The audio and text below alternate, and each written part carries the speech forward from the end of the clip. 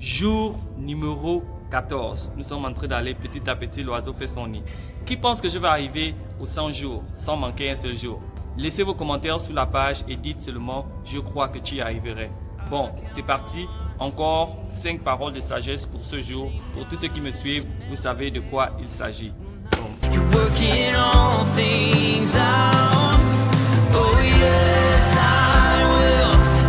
Number 1. Dieu ne te demande pas de faire sa volonté demain, mais aujourd'hui. Il sait que tu n'as qu'aujourd'hui parce que demain ne t'appartient pas. Je vais le redire. Dieu ne te demande pas de faire sa volonté demain, mais aujourd'hui. Il sait que tu n'as qu'aujourd'hui parce que demain ne t'appartient pas. Donc, ceux qui aiment remettre à demain, c'est demain que je vais faire. Apprenez à faire les choses le jour même. Et là aussi, ça parle de ceux qui font souvent. C'est quand je vais jeûner que je serai en plein dans Christ. C'est quand je vais devenir pasteur. C'est quand on va me consacrer en tant que tel ou tel que je vais commencer à me donner. Tu n'as pas demain, tu ne sais pas si tu verras demain. Fais ce que tu peux aujourd'hui et fais-le bien. Number 2. Celui qui juge sur la base des apparences ignore le mystère du visage. C'est le vraiment. Celui qui juge sur base des apparences ignore le mystère des visages. La Bible nous dit que Dieu ne regarde pas à l'apparence, ni regarde au cœur. Donc, si tu vois quelqu'un bien parler, quelqu'un bien s'habiller, cela ne veut pas dire que c'est ce qu'il est.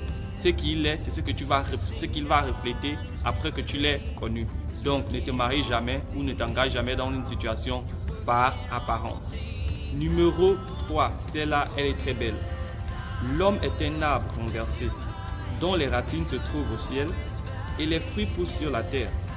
Il a vocation de reproduire la vie du ciel sur la terre. Je vais le relire. L'homme est un arbre renversé, dont les racines se trouvent au ciel et les fruits poussent sur la terre. Il a vocation de reproduire la vie du ciel sur la terre.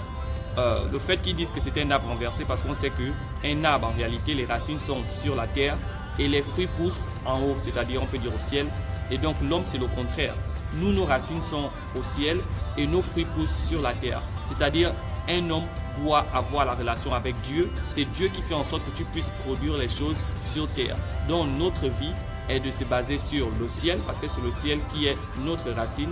Sans la racine, un arbre ne peut rien. Sans la sève, un arbre ne peut rien. Donc on doit s'accrocher à Dieu qui est au ciel afin que de Dieu il puisse nous produire les fruits sur la terre. On doit impacter la terre, refléter le royaume des cieux sur terre. Numéro 4.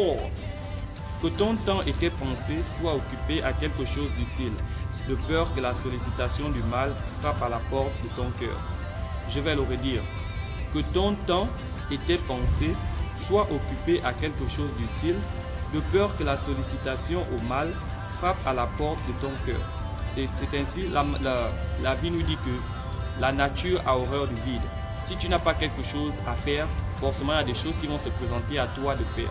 Donc si tu es occupé à faire quelque chose de positif ou à faire quelque chose de spirituel, toute autre chose ne va pas venir et prendre ton temps.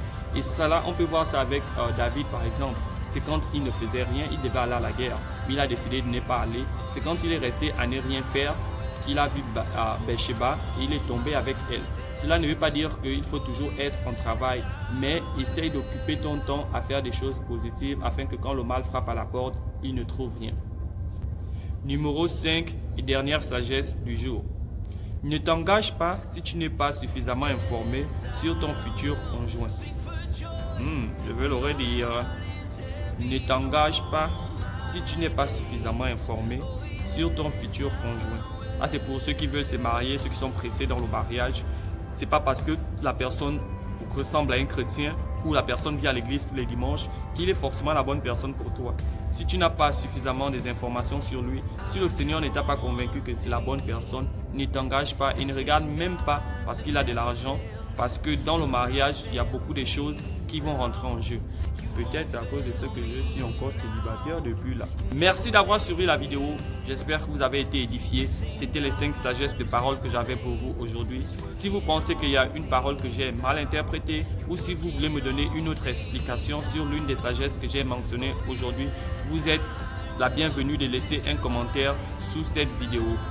Pendant ce temps, moi je vais continuer ma journée et je vous dis à demain si Dieu le veut. Merci.